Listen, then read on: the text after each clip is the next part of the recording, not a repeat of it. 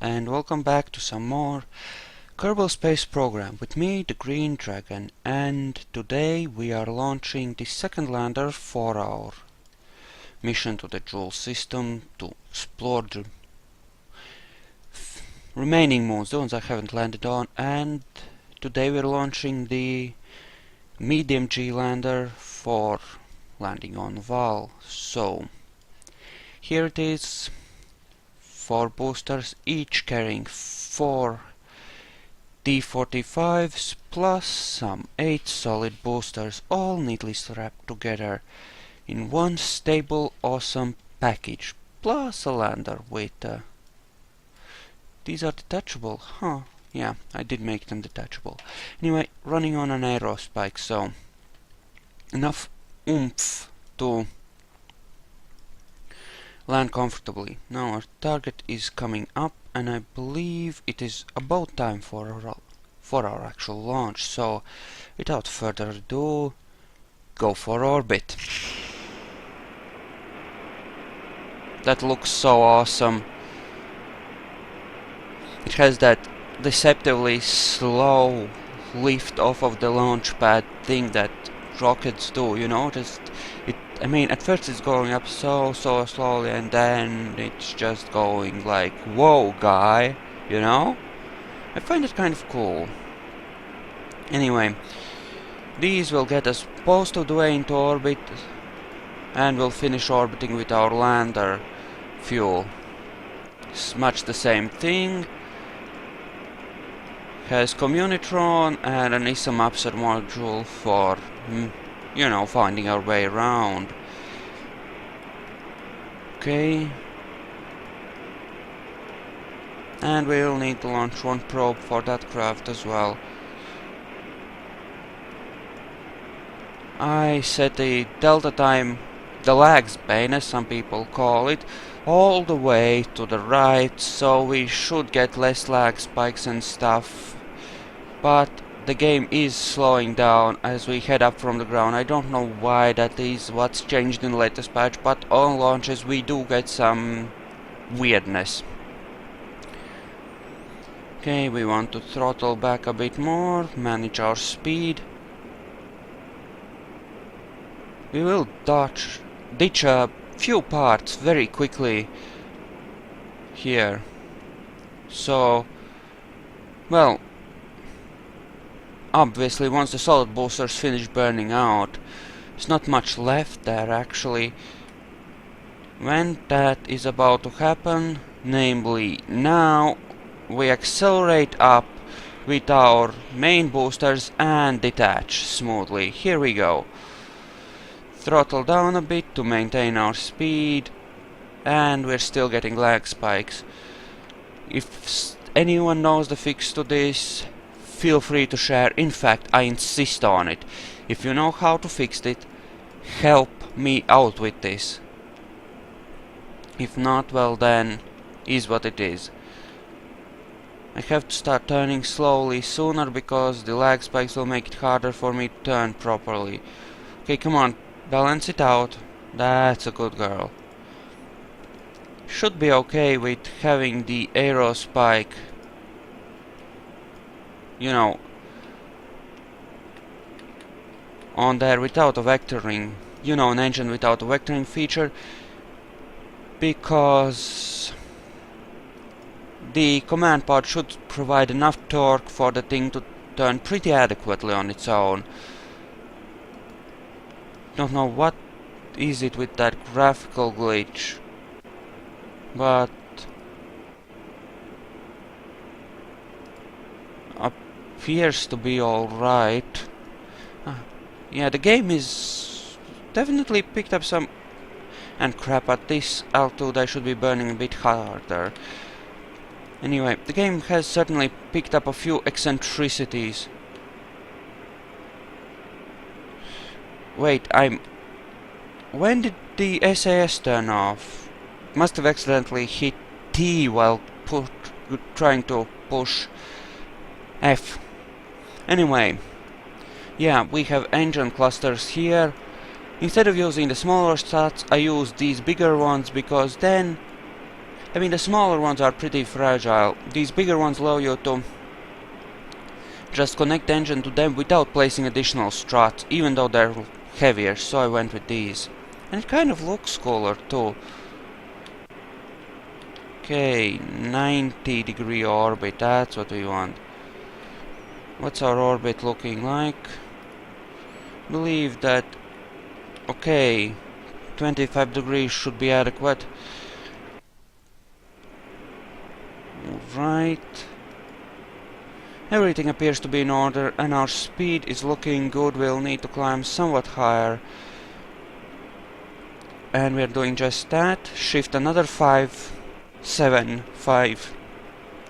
degrees. Perhaps looking good. Shift to 15 degrees up angle. Alright. Sending descending node is horrible. We've managed to screw it up. Okay, turn back. Just a slight maneuvering adjustment.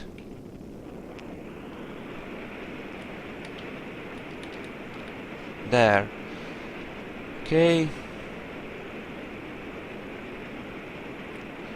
Yeah, it's cause it's rotated a bit and it's hard for me to turn without fracking up my node a bit. Okay, we need 150. I don't mind a parabolic trajectory since we're intercepting a target anyway. Right, let's burn off the last of that. That's burned out. There we go, we are on our lander fuel now. It can't pull too much acceleration either, since it's meant for medium size planets, something like, say, Kerbin. Sorry, not Kerbin. Well, the way I planned is it's rated at most for Duna. Anything that is heavier than that, give it a pass. You know? Don't know about Moho.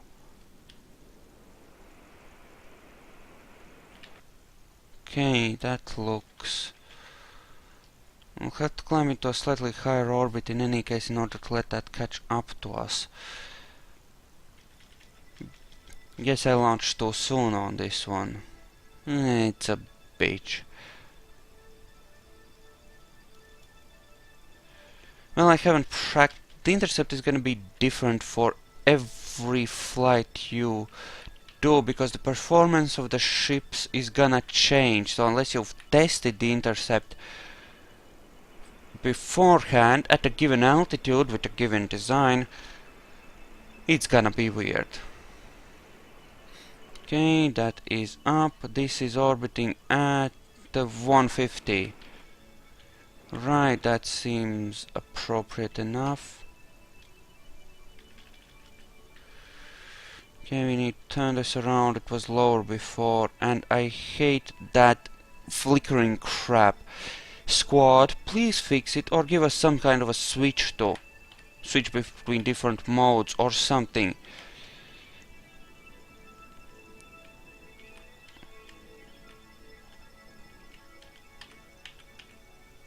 That seems appropriate, I'll take that. 1.8 is more than good enough. As the target catches up to us, the speed relative to target will change. I mean, if you were on the opposite sides of the orbit, you would get a speed difference of some 4000 meters per second. It does not take the curvature of your orbit into account. It's just a straight line thing. Okay. Okay. We need to go into this mode now and turn like this. And we're coming in from above, which is, speaking of,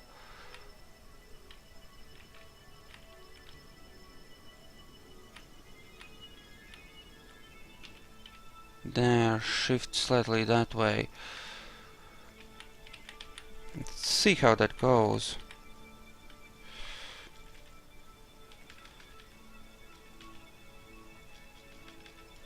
Okay. Actually, that was a bit too far. We're already gonna come out round on the south side of it. Like this, then. Okay, there's the Vall Mission ship. What little of it we've built. And again, another shift in our trajectory. Okay, and we are passing it here, so burn towards 270 to fix that.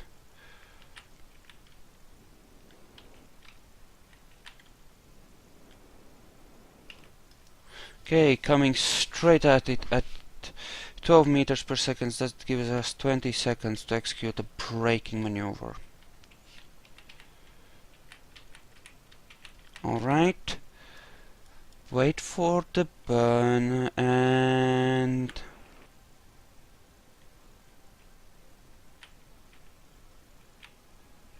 that's towards 90. We need to burn towards the south.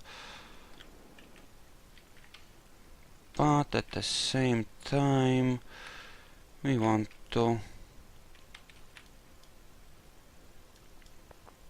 okay, let's just kill this speed now.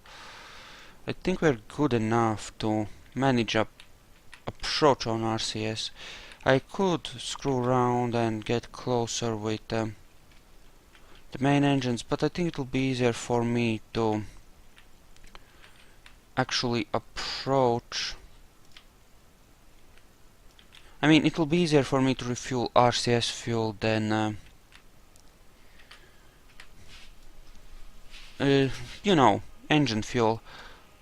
Come on, open my... what? What the fuck was that?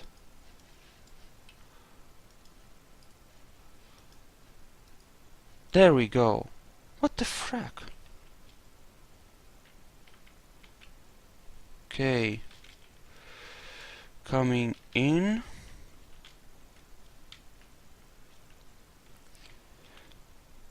Okay.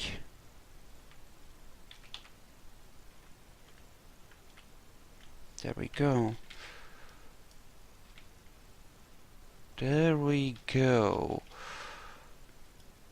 Well, how do I want to line this 45-degree thingy, I think. We need to shift our trajectory to manage our approach.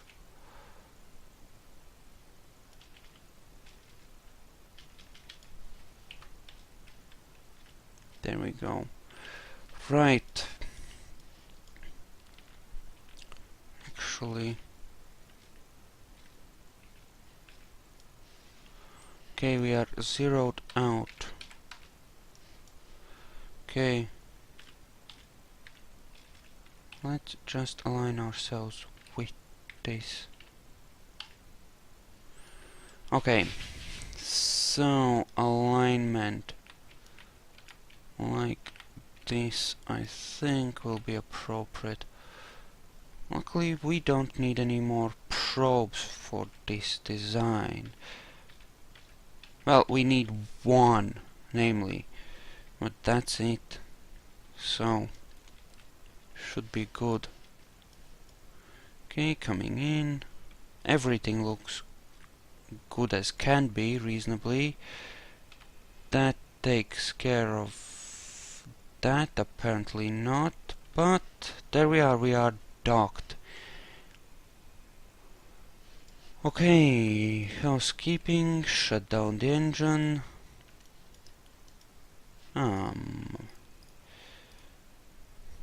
Use the physical time warp to transfer that in slightly faster.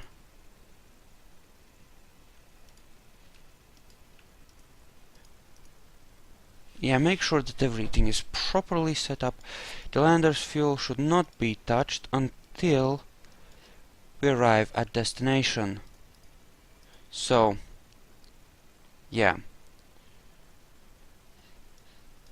Okay, heavier lander, but it will not need to do a transfer to a second mode, so We'll save some fuel on that, I think. Although, yeah, we should be good.